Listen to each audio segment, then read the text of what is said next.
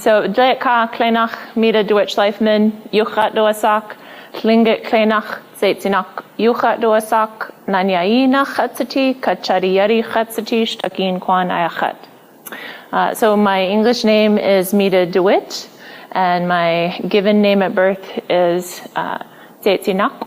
My second Tlingit name is Kat Klat. I have an adopted Inupiaq name of Tigigaluk, and I have an adopted Cree name of Boss Eagle, Spirit Woman, somehow just as Boss or Bossy. So I work within a couple of different realms. I am a traditional healer, and I work with people on one-on-one basis and through plants as food and medicine as well. And I also work in community health services, and really understanding our traditional ways as methods for better health and wellness in contemporary times is a lot of times where I focus on. And I work with behavioral health throughout the state, providing continuing education credits regarding traditional health-based practices, and there's only a few providers within the state.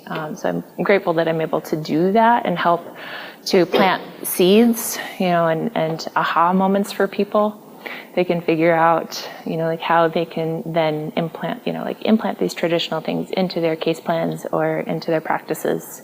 So it's pretty significant work at times, and I'm grateful to do it. So today what I was going to talk to you about is a little bit about Alaska, just introducing you to it to some level, because it's so big and a lot of people don't really understand. I'm not telling you everything about Alaska. So this is a language map, right? So I told you I'm Tlingit. So the Tlingit people are down in this area here, and we actually go inland, and it's kind of funny because people will say, oh, Southeast Alaska Panhandle, and then they'll say, oh, inland Yukon areas, and somehow in people's mind that's like really far away, right? Like major distances. And if you actually look at a map, it's like, oh, look at this, it's just up the river. That makes so much sense.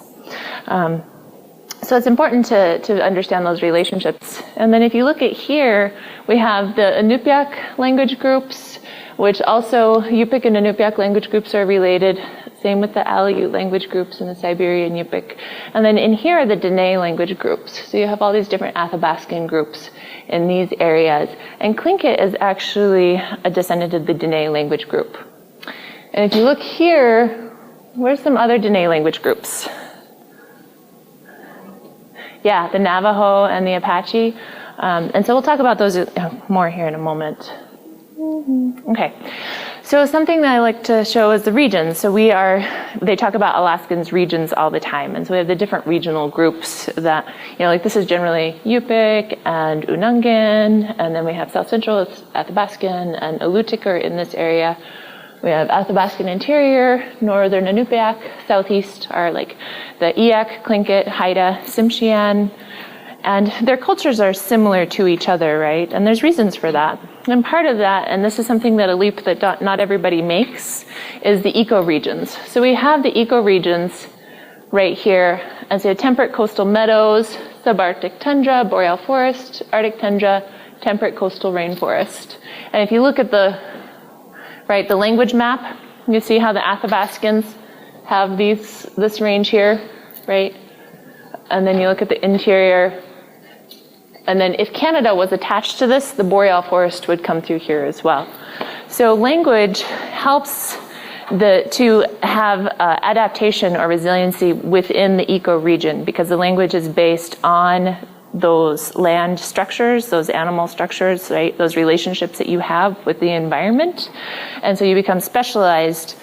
So up in the Arctic areas, we have the Inuit language groups who are top of Alaska and Canada, all the way over to Greenland, and it's Arctic, right? They're very similar land and animals that you'll find all the way across the top of North America. And so they can specialize and move through those areas with greater not at ease isn't the right word, but with familiarity more so than having to go to a new region. So Alaska has 227 of the 566 tribes in the United States, and people don't realize that, like how immense our space is. We also have a different representation within the culture and population base.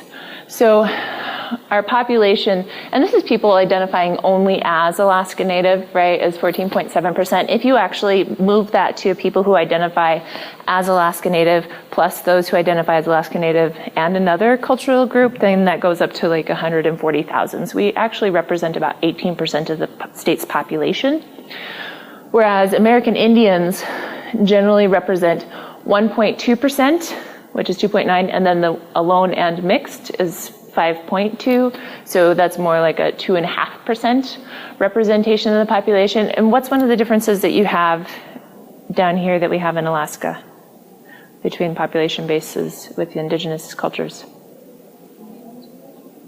We only have one reservation in the state, and it's for Metlakatla, and that's because the Tsimshian came from BC as refugees. And so we allowed them to have Metlakatla, and they have a reservation. So we don't have reservations, we have corporations. So it's a different division or agreement with the federal government. And so we have more integration of our population into, right, the broader sense of the state. And so we have more representation, integration, acceptance, and a greater voice to, because we have higher population, right, density. So a lot of times we have greater voice in what happens in the state. So here's just like a visual representation of the ecoregions. So up here is boreal forest, a lot of mountain ranges, birch, spruce, right? Super boggy. Here's tundra, it can be flat. There's also mountains and hills too, but it's generally flat with, deltas, river deltas and sloughs and a lot of water. The Aleutian Islands, they don't have trees. They have shrubs, but they don't have trees, and so they have a lot of mountains and islands, but they don't have the trees. Here's up north in the Arctic, so we have the mesas or the mountain ranges, and you come into the flat zones, and then out here's the sea ice. And then here's southeast, very rich in foliage and dense forests, mountains directly into the seas. And so these things help to format our worldview, our cosmology, our identity, and our relationships. So how do we get here? How did we get here is both literally and figuratively. We have the 4 deaths, and so within our population actually has been broken down several times through these different mechanisms. And so disease, with influenza, smallpox, TB, those came through and, sometimes wiped out entire villages or entire communities, or there may be one person left who had to then bury people and burn the village because it, was infected. So large impact on the population, but also in the experience of people, trauma and the negative impacts. And something that's not talked about a whole lot is venereal diseases. So the whalers, the fur traders, the military, they all brought up venereal diseases and introduced those into our populations. And I think that had more of an impact than what is associated in the history books or is identified, because we didn't at that time have the medicines for any of these. So when you start talking about the shaming and the abuse of the women in the social groups, that's part of it. Okay, another mechanism is alcoholism and substance abuse. And at contact, Alaska Native people knew that this was no good. We knew that it was no good, that it had negative spirits or negative impacts on people, made them crazy. But there's things that went into play that helped to introduce it into the population. One of them is being Tlingit. We have lots of protocols, social protocols, and ways of interacting with people and respecting people. And we're also master tradesmen, right? Commerce.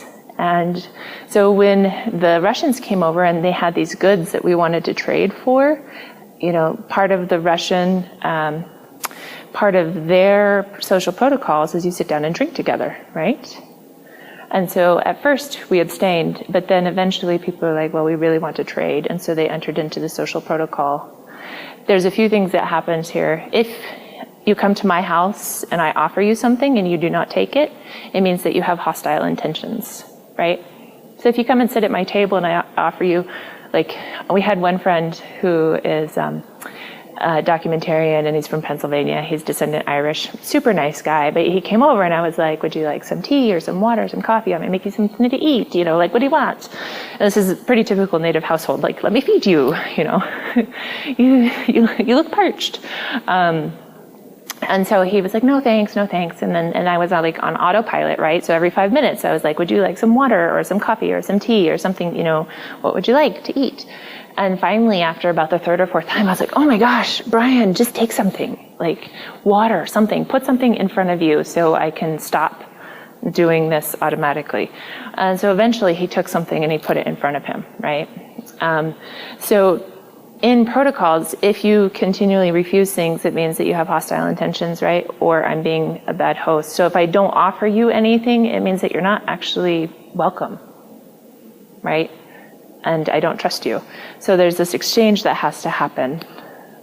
And so that was part of that, a minor part of that. And then, after people start to get to taste into it, there's that aspect. But also, alcoholism is a symptom on its own. It's not a disparity, it's a symptom. And it's a symptom of the amount of trauma and loss that the people had experienced in those areas. So it's an outcome. Another mechanism of alcoholism is from the enslavement in boarding schools. Boarding schools were kill the Indian to save the man. That was the Carlisle Indians, that was their logo. And so it was forced assimilation, and enculturation. And so if you imagine where you live or where you come from, and let's say we have an invaders from Mars, right? And they take all the children from your home, from your community, and you leave the adults. And you know that those children are going somewhere to be sexually assaulted, physically abused, their language taken away from them, their hair, cut off, everything that they know taken. So how well do you think that your family or your community would deal with that? Like, not at all. I guarantee you, Americans would flip. And we would not do very well. And so that is one of the ways that alcoholism came to, as a stronghold, was a self-medicating, right? That deep despair and grief and that loss of children. And then you have children who went to boarding schools. Now, where do we learn how to parent? From our parents, right? That's the majority of our parenting styles come from our parents. So if you go into a boarding school and you're in an authoritarian system, when you come out, are you going to come out without any of that influence? No, you're going to come out with that understanding of this is how you raise a child. And so we're not talking about 500 years ago, right? We're talking about just our parents or our grandparents or our great-grandparents. There's a community up north where the people were just discovered in the 40s, right? When I talk about enslavement, I'm referring to the Aleut or the Anungan people, and they were enslaved up until 1968, right? So these are all just really recent occurrences. So when I talk to people about where we are now as Native people, we are doing really awesome. Like, just within a couple of generations, we're taking over our own corporations, we're taking back our art forms, we're taking back our languages, we're taking back our healing forms, right? We're in the decolonization process. And so that just actually speaks to the resiliency of the people and like how powerful our culture is for the process of healing, because we are in this cultural revolution as we speak now, and repatriation or matriation, since we're matrilineal. And so the issue that we have, going the wrong way. So those are the original, like the three ones. The fourth death is the disconnection from land. Okay, so disconnection from land, water, each other, and self. Those actually, the outcomes from those disconnections is violence and suicide, right? So those are the outcomes. And the disconnection from land, really, ANCSA is something that a lot of people are very proud of because it gave us a lot of power and money or control over the way that we utilize money and resources and land and management thing. But what happened is we lost our Aboriginal title. So we are not able to use lands, our corporation lands, traditionally as the way that we would for hunting and fishing, because it's still managed by the state of Alaska. So we're in Alaska, so down here, if you have private lands, then you can game manage on your private lands in specific ways. In Alaska, we cannot, right? And we actually, commercial fishing has priority over us, like sports fishing has priority over us. And so this is a really big deal, is getting that Aboriginal title back and the way that we can then interact with the land. So why can't we just get over it? So historical trauma, right, is a total collective experienced trauma that happens either over a lifespan or across generations. So it's kind of what we were just talking about, some of those mechanisms, right? And they can be chronic or they can be long or acute. So an acute trauma that would be in a historical record would, let's say, a natural disaster, right? Like that's something that happens and it creates negative outcomes that you have to come back from. Or the chronic occurrences such as genocide that we've been experiencing. And then the generational, which is or intergenerational, we just talked about those parenting cycles, right? Negative parenting cycles from boarding schools, then gives you negative parenting skills, and then you perpetuate those. So that cyclical perpetuation happens in the social structures, psychological structures, but then there's also epigenetics. And so epigenetics is a change really in how your genes express. So DNA actually takes about 10,000 years to evolve, right? But epigenetics can change within your lifetime. You can have something that shifts your epigenetics between now and tomorrow. And basically that's how the coding around the DNA that flips on and off that tells your genes how to express. So people who have gone through trauma or prolonged exposure to cortisols, then they exhibit like anxiety or fight or flight mechanisms more readily than other people. And it can actually change your brain structure and your physical structure, your nervous systems, how much gray matter you have. So it's really interesting that you have these physical changes that happen as well. And then persisting trauma, so social, economical, institutional, judicial, or other extenuating factors that then perpetuate those mechanisms. So for instance, we have in the state the highest representation in the foster care system, 60% of the kids. So it's a disparity, right? If we have 18% of the population, and then 60% of representation, we have a disparity in numbers. We know that if you're institutionalized as a child, you have more, like propensity to be institutionalized as an adult, and we have a 40% representation in the judicial system, okay? But what happens? So if you have a felony, you can't have firearms and you can't vote, right? So we have a large amount of our population who've gone through these experiences, and even if they heal themselves and they're doing good work and they're like go through treatment and everything that they need to do, then they still can't vote. So they don't have adequate representation within a democratic society. And for our men, if they can't have their firearms, then they lose their place in society, right? Like being a hunter and providing is a role that men can take pride in, that they have like purpose, and that's how they contribute to their society. So if you take away their ability to hunt, then they're left with what? You know what I mean? So it just helps to keep those things, reinforces the original traumatic impacts. So let's see what's next. Prophecies. Okay, prophecies. Good.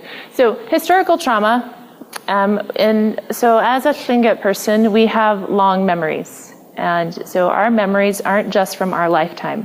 We are given cultural memories, right? Clan memories, community memories through oratory or oral stories. And we have people who their entire job is to remember the stories. That is their entire life is to remember not only just a story, but how to tell it, the inflection, down to the even minute, like musculature flinches, and how to tell the story again so it stays within its integrity throughout millennia, right? So we have stories from the last great flood, 10,000 years ago. We have stories when the last glacier period started to melt. We had to migrate like 15,000 years ago, right? Very old stories.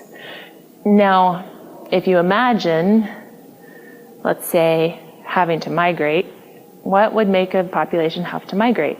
Well, main migration points is because of breakdown in the ecological system. So loss of your food sources, right? Or flooding, land formation changes, those also cause migration. Usually if you have enough food and land stable, like people don't really move a whole lot. Life's good, right? Like why would you go somewhere? Especially if you have a history and a relationship with that land. So the difference between the chronic and acute, or like stories of resilience versus historical trauma, right? Do you guys know what the difference is? Right, yeah.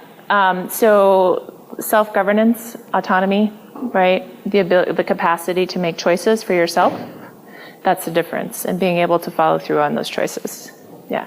So if something happens, like something happens to you, it's traumatic if you have no way to address it, right?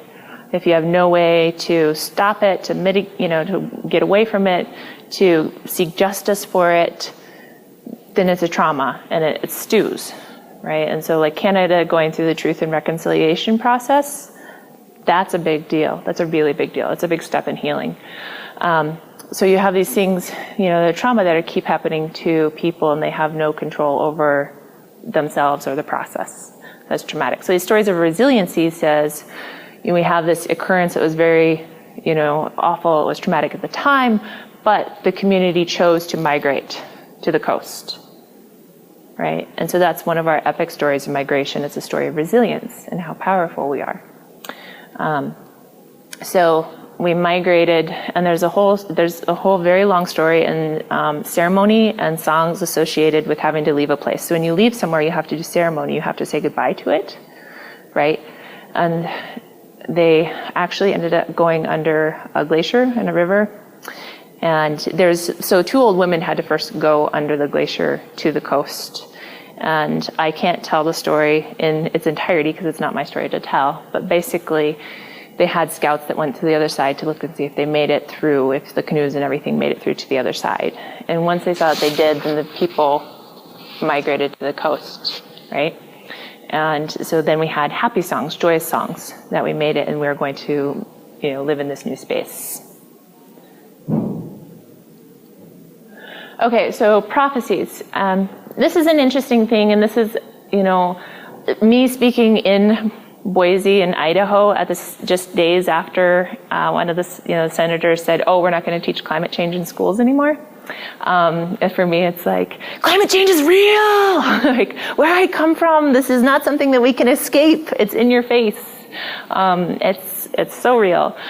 And so our prophecies, the great thing about that is in our thinking, it's like, yes, the climate is changing. Yes, it's changed before, and it's changing again. And we made it through one time, and we know, like from those teachings, how we can now be resilient and change with the environment at this point in time.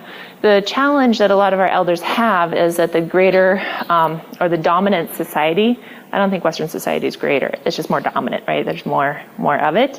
They're not listening. And that's a really harsh thing to deal with because we know what's going on and we've done it before.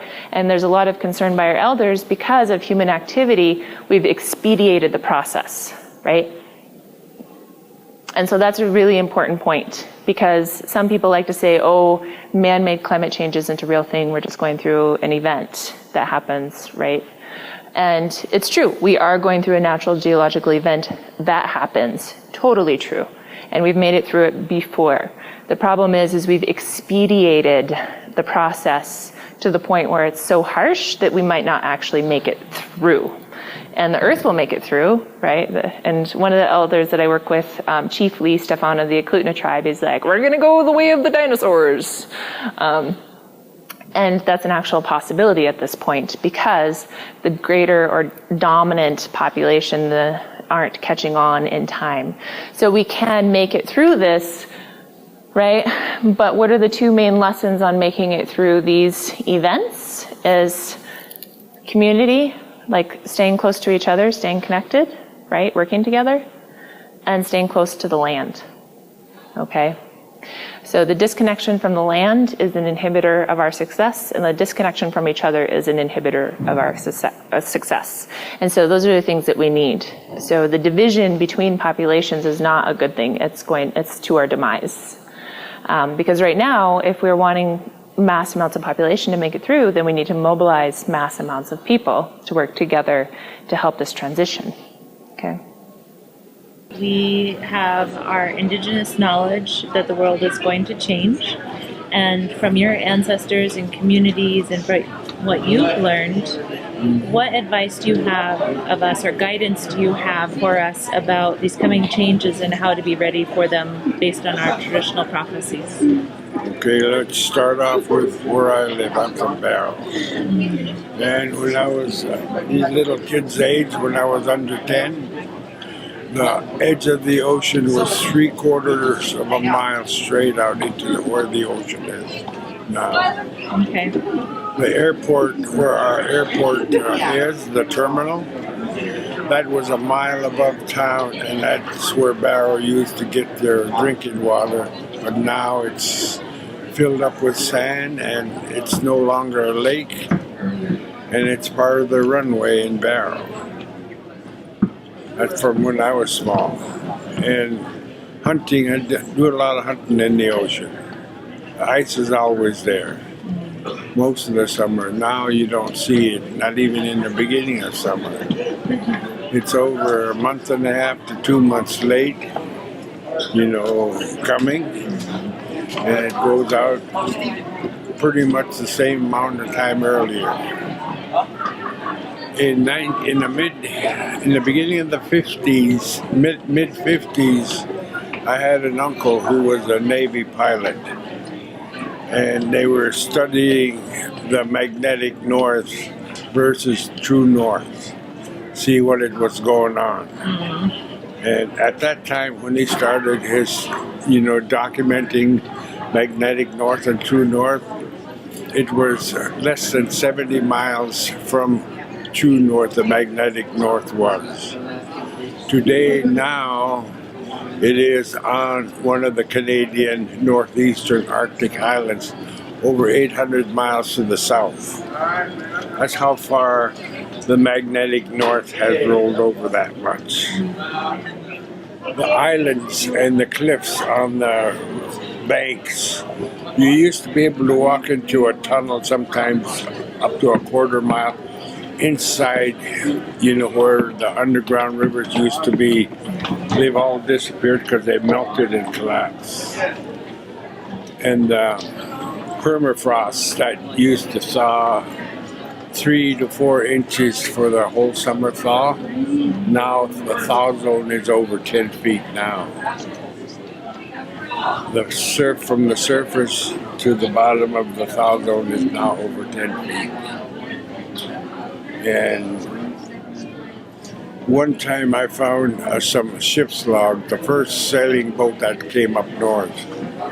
They took 3 locations and took longitude and latitude readings with sextant.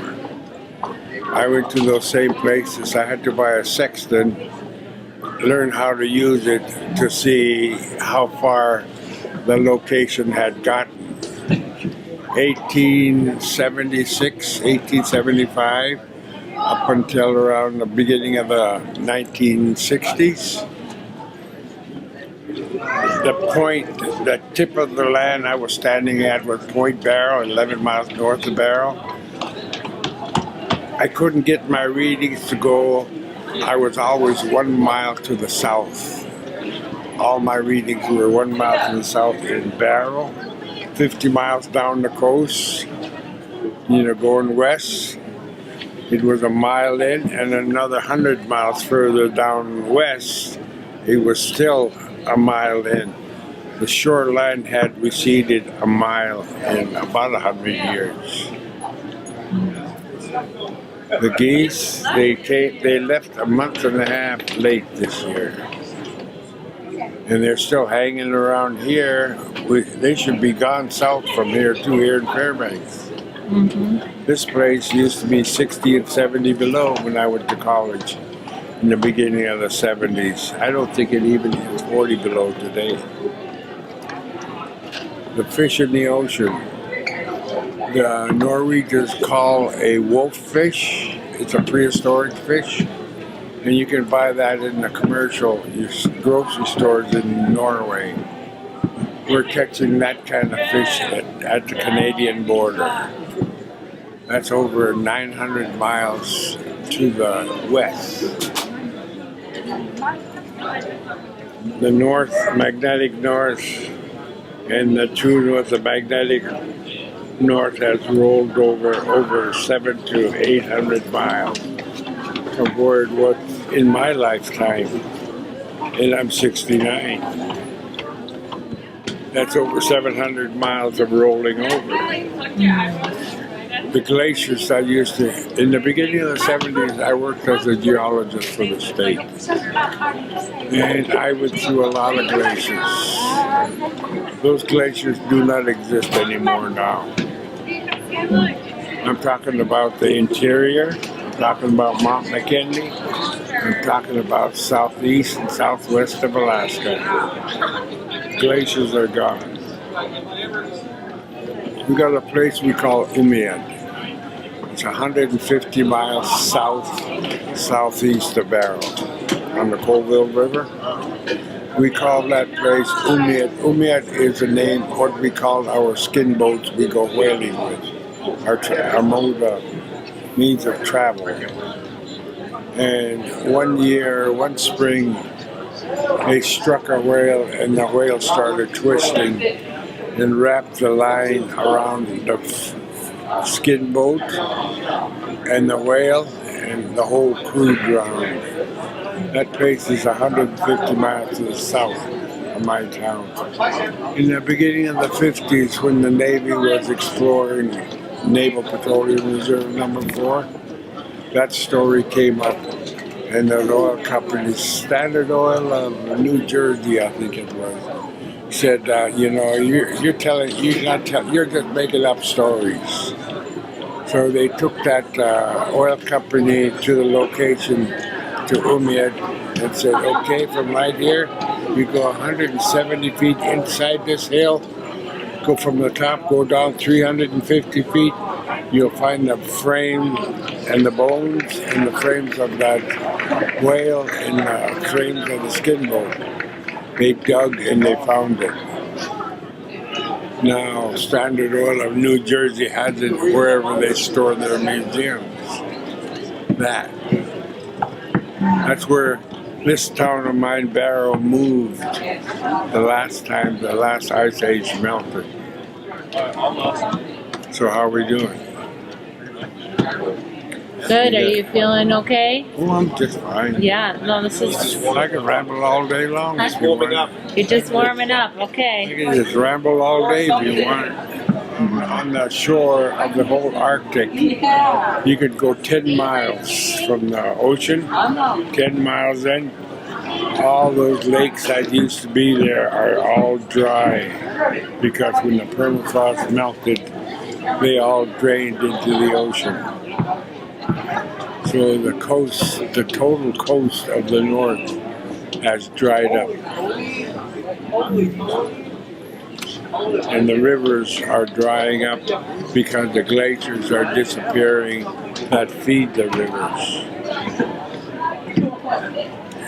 Natural geological event. That's what it is. More about, you talked about Umiat, the community, Yes. and its location in the Yes. last glacier, the last melting of the ice age. Yeah, it was between 36 to 42,000 years ago.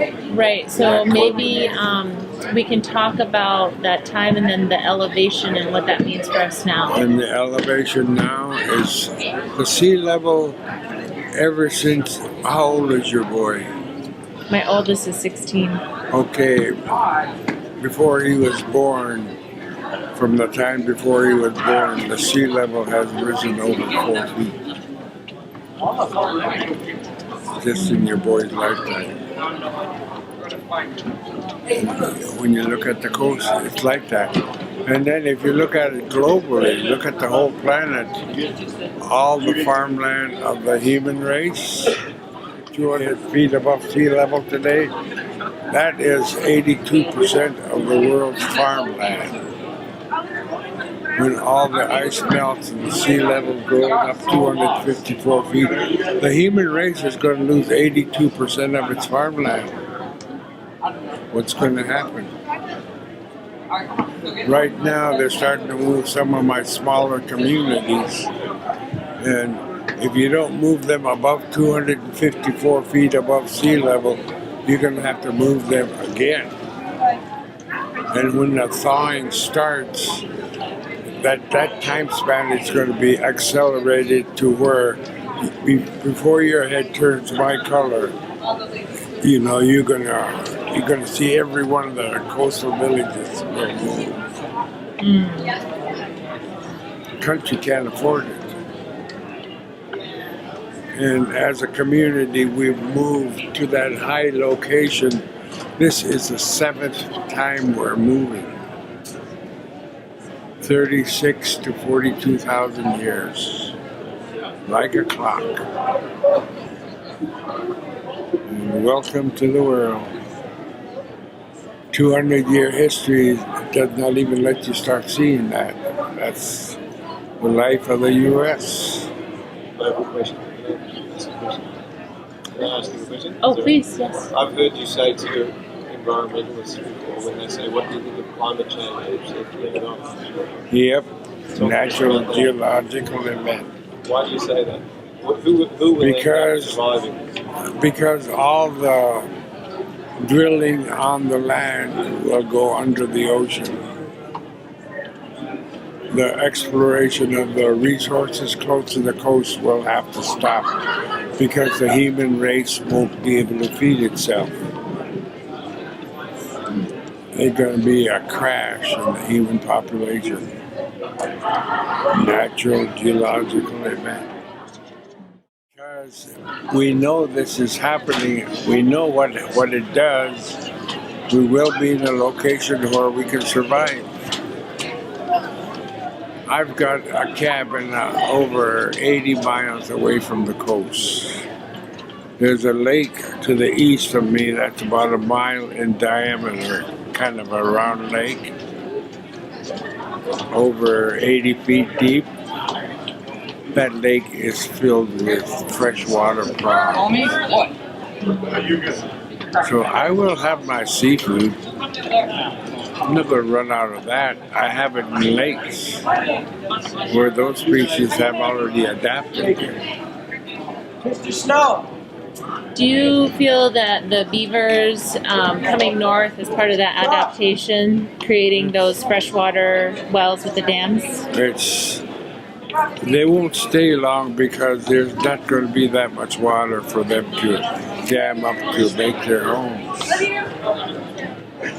They'll pretty much stay on the south side.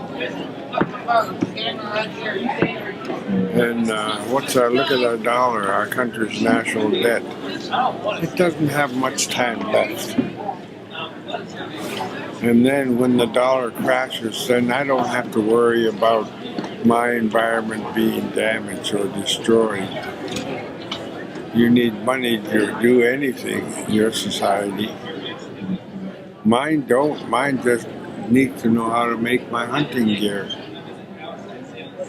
My girls do all my hunting for me now. I've got 5 daughters. If I need caribou, they will go out and go get it for me.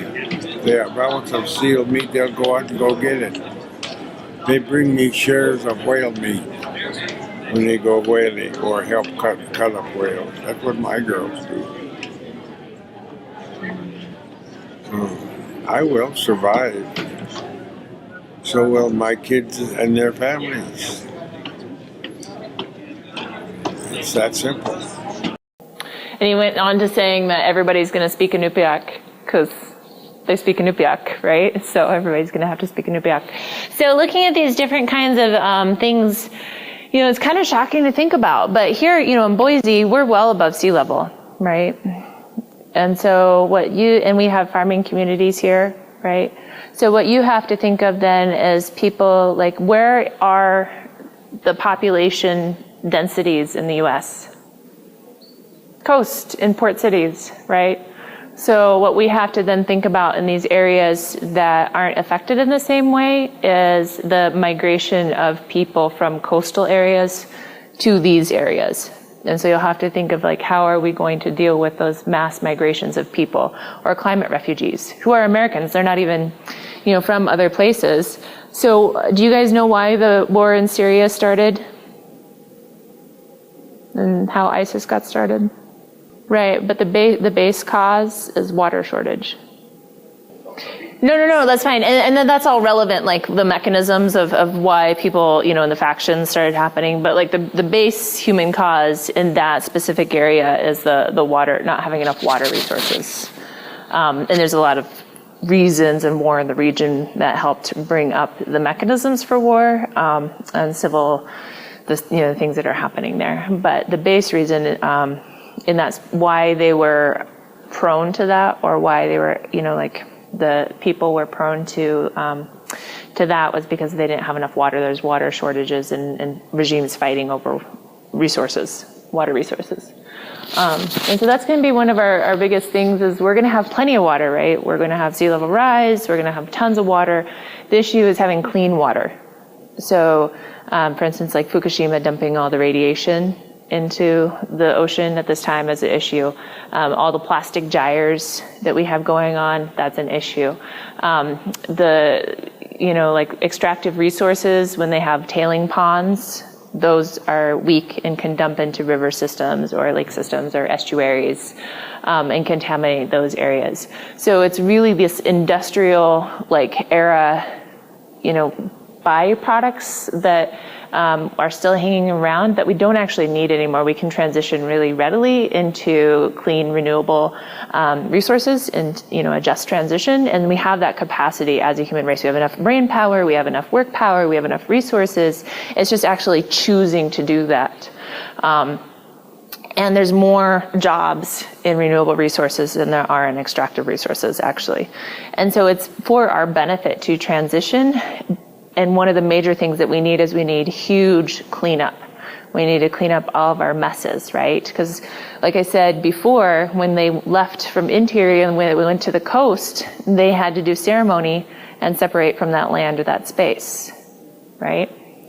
So part of our ceremony as a human race would be to clean up our mess and to help detoxify those things, or be able to utilize them or encapsulate them or do something so that they're rendered inert, so that they're not affecting us or the environment.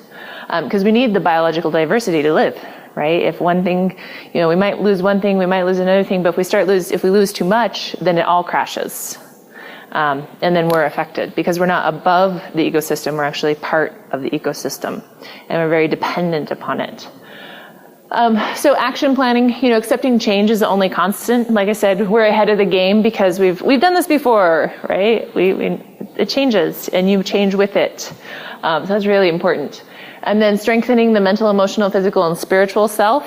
And that goes into, the healing mechanisms and really looking at yourself and your emotional blockages and belief systems and testing them against the real world, and if they're truths or if they're things that we need to work through for growth and growth of character.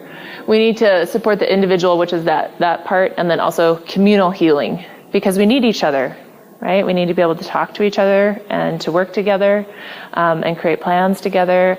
And experiential knowledge and learning, he knows more about the human mechanisms of why that happened. And I'm over here like, there wasn't enough water, So both of those things are relevant in understanding how to address a situation. And so, utilizing each other as strengths and growing together is really important.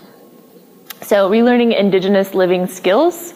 And I actually, right now, I keep planting seeds. Like, we need to understand indigenous plants and learning indigenous, like the plants for food and medicine, but also like how to create domiciles or, first aid training, or all these kind of things need to be actually just foundational general education in our school systems, so that people can go out and say, oh, there's echinacea in the prairie. You can make that into a tea if you have a cold and it helps.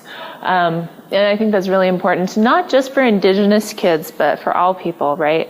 So part of Tlingit culture and a lot of the indigenous people is we would invite people into our communities. Like, we married people from other tribes. Sometimes we'd have raiding parties and go get new DNA. But people, if they were friendlies, they would come and integrate into society. We have a culture now of adopting people and giving them names. So of course we're not happy about the hostile takeover aspect of it, but a lot of us are part European descent. A lot of us are married into other cultures, and so it's not like there should be a segregation, right? What should have happened when people came over from Europe would be to learn about the environment here and to integrate into this society, right? And then grow as groups together. Okay, so that would have been the natural way to do it appropriately. So we can still retrieve some of that relationship building and growing together aspects, and part of it is how to respect the environment and learning about the plants and animals and the minerals and the birds and the fish and how to interact with those and preserve them, right? Help them to maintain and to grow and to flourish, and that way we can help our entire population be healthy, our entire population be connected, our entire population transition in a good way.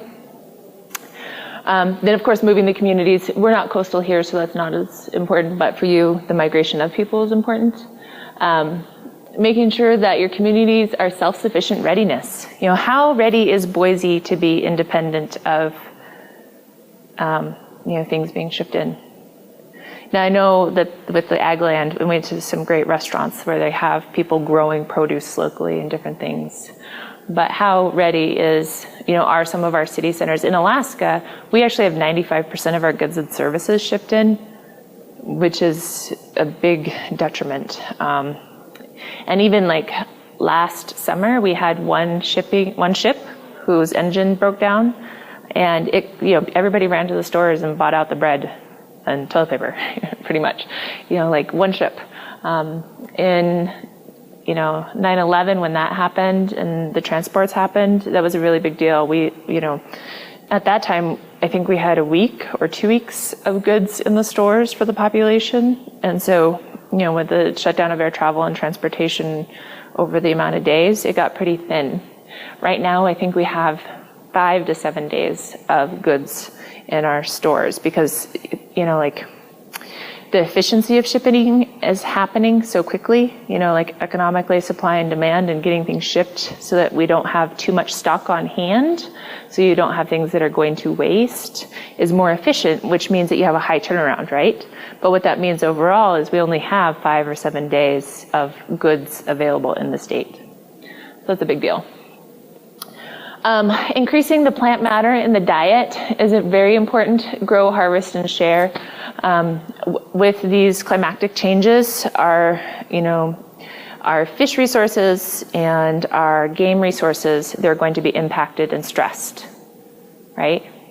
And also, if you look at even cows, one of our issues with the climate change is methane. And one of the biggest contributors to methane are cow burps, literally. Like, we're killing ourselves with cow burps. And so we're having to increase the amount of plant matter. Now, I'm Alaska Native. If I'm not eating meat and fats, I don't feel well. I feel sickly.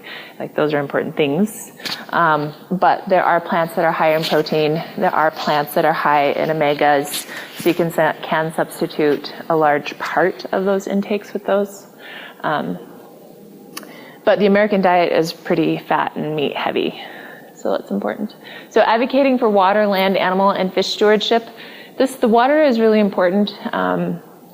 Like Standing Rock is all about protection of water, and it's based on traditional prophecies and fielded by the youth, protecting the water. And water is our first medicine, right? We're on a planet that's made mostly of water. Our bodies are made mostly of water. And what we need to do is look at regulations that guarantee water resources to the population first, not to corporations first, not to other things first, but to the people first and the environment first. And we need to make sure that those are in laws and regulations. So reducing dependency on extractive industries, I talked about that. Water rights, I just talked about that. And then vote, right? So really important to vote. Democracy is built on exertion of will and getting out there and educating yourself and voting accordingly, or being an active participant in the process. If we are not voting, then it's called apathy, and we're giving our will to others to leverage for us, right? And so then we are no longer a democratic society at that point. And so it's important to do that. So there's more to this presentation, but I think we've hit our time limit, and I think maybe people have questions or want to know more about some area. So Alaska is very large, as we've looked at, and in the 50s, we actually grew 50% of our produce in state. So there are places that are more difficult to grow plant matter in the agrarian style, right? So you have a couple of mechanisms. One, you have the traditional wild harvesting and forest, it's not necessarily management, but like forest augmentation, so helping the forest to produce more yield, or helping a population of fish or different things to produce more yield. So there's those actions, right? And then there's also, like the Matsu Valley has, in the summer we have 24 hours of light, we have beautiful growing conditions, we have 3 different kinds of glacial silts, so we have some of the sweetest root vegetables actually in the world. And so we have these places that could be hub growing areas in the state for state distribution of foods. Also, we have out in Southwest, Myers Farms, who they push back tundra, and they're growing significant amounts of produce in that area. You can also do high tunnels, you can do greenhouses, there's lots of different ways to grow enough food. And organic small farming, is something that can be done for every community to help supplement. And then you have these large ag areas, like I said, in Fairbanks, Haines, Matsu, they could produce enough to supply the entire state. It's being imported in, yeah. And it used to be 50% of the produce was created in-house or in-state. And so there's been kind of this revolution of remembering, who we are as a state, and there is a push towards the increased. And I think a lot of people are looking like vertical farming, hydroponics farming, inside farming and aggregation. And one of the things that I've done with the Alaska Native Tribal Health Consortium is put on the Alaska Plants as Food and Medicine Symposium for 4 years. The last one, the 5th one, I didn't do, but they called me back, and maybe I'll help with the ones in the future. But that's teaching, the gathering and the identification and the processing of traditional foods as well. So we have been creating a food revolution in our state. And it's actually really cool. Yeah. Okay, other questions? Just the political climate right now in our country. Mm-hmm. How do you think, say, individual and community healing, does that extend to the whole nation and the whole world? What's happening right now? We're going in the opposite direction. We are, and it's really scary. Yeah. So yes, it extends to everybody. We need people from the extremes, like the divisions, to come together, to have to work together. Because if this is a whole nother talk. Right. So yeah, that's what we're facing right now, is instead of this polar opposite division of people, right, in climate, we need them to come together to have mutual goals, right? So our mutual goal is evolution into, and that whole resiliency and making it through these transitions. And that's a combined goal. And this is one of the things I've been talking with Cynthia a whole lot lately, because we're working on a project, is so at the point of growth, whether it's internal growth as a person, whether it's a community's growth, whether it's the human evolution, we always have a revision. It's part of like a healing process, right? You always kind of revert back to old ways or old habits or old things, and you visit yourself in that space, and you're like, oh, I don't really know that person anymore, right? Like, but you have this reverting that happens, and you visit, and then you can learn how far you've grown, and then after you've gone that revision, then you can go forward. So as a country, we are actually going into that, we're in that revert space, right? And the great thing, if you actually look at the numbers at the time of voting, only 19% of our entire population voted for Trump, right? Only if you look at the actual numbers versus 380 million or 340 million people, it's only 19%. And since then, a lot of those people only voted that way because our other option wasn't that great either, right? And I don't want to get too political. I'm by Bernie all the way. So a lot of people voted that way just because, it was like,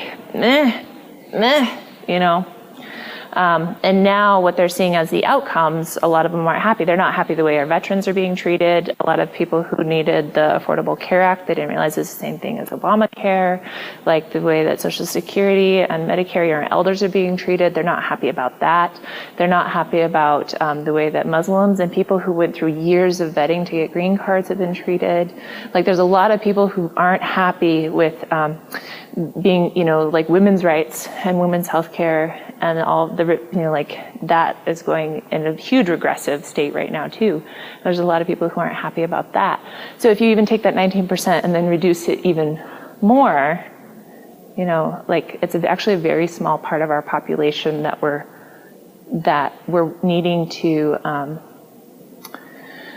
so if you're going through a healing process, you don't push away the shadows in yourself, because the more you push away the shadow side of yourself or your wounds, the farther you push them away, the more of a hold they have on you, the more of a wound they are. And so there's this process of you're having to include and accept your shadow side and understand what there is to learn from that. Like, what are the lessons to be learned, right? And so that's where we have to be right now, is like, how do we include this group of people? Why are they hurting this way? How can we, as a community, as a group, as a nation, use this as a tool to learn from and advance forward in? And part of it is because we're going into a globalization because of the way we communicate. We have our media, it gives us global stories, our social networking, we're connected to people all over the earth. And humans before weren't necessarily global creatures, right? We were very ethnocentric creatures. And our primal brains have to identify who's friend or foe, right, before you reach them, because they might it might not be a good thing, so you have to identify before. And so we're going from that point of having that primal mechanism that we don't necessarily need it anymore. Like, we need to get over that and evolve in our social identity, evolve as a human race. So not have the classifiers between colors or religions or places that you live, but not having those kinds of divisions, but accepting each other as humans and having a global identity.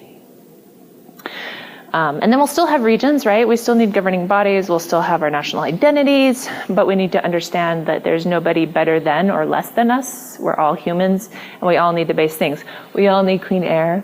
We all need clean water. We all need food. We all need healthcare. We all need community, right? Social connections. Like, these are all base human needs that we need to fulfill for each other. Right, so Alaska has a propensity to vote Republican because we have a lot of work camps and we have a lot of extractive resource workers who are transient workers into the state, right?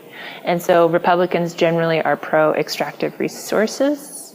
And so are the people who've been there a long time, whether they're sourdoughs or whether they're Alaskan natives, right? Like the people who've been there for a long time aren't necessarily fairly represented within our governing bodies.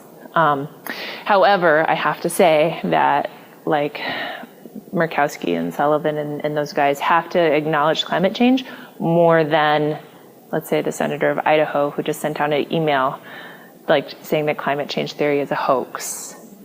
Like, it's the craziest email I've ever seen in my life. It's on Facebook right now. I posted it. Our senators would never get away with that, right? Even though Murkowski wants to open ANWR, right?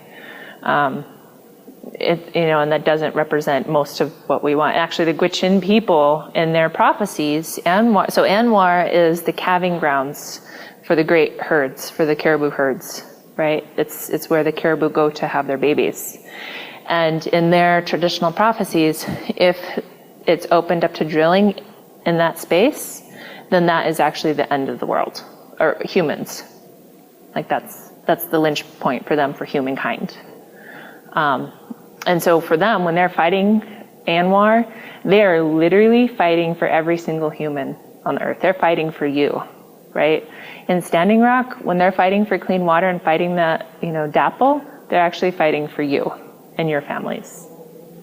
And so you have to think of them in that way, that there are modern day warriors that are trying to protect clean water and clean air and rights to food and basic human rights. So, that's another reason why it's vote, vote, vote, vote, vote, vote. Everybody needs to go vote. And why gerrymandering needs to go away. And we need more people, in the process to be voted for. If you actually look at what it takes to be a senator, I have a few people requesting me to run for office. And if you actually look at what it takes to run for office, you have to be 25. You have to live in your state for at least 7 years. You have to be a legal, documented U.S. resident. You can't have any, major felonies. And that's it. You don't even have to have college education. I think you just have to have your high school diploma or GED. I don't. Being convicted, who then runs for Senate again, right? No, it doesn't. It's even certain classes of felonies, but I don't even know that it's listed as felonies within there. But seriously. So literally anybody can become president, right? Or can become senator.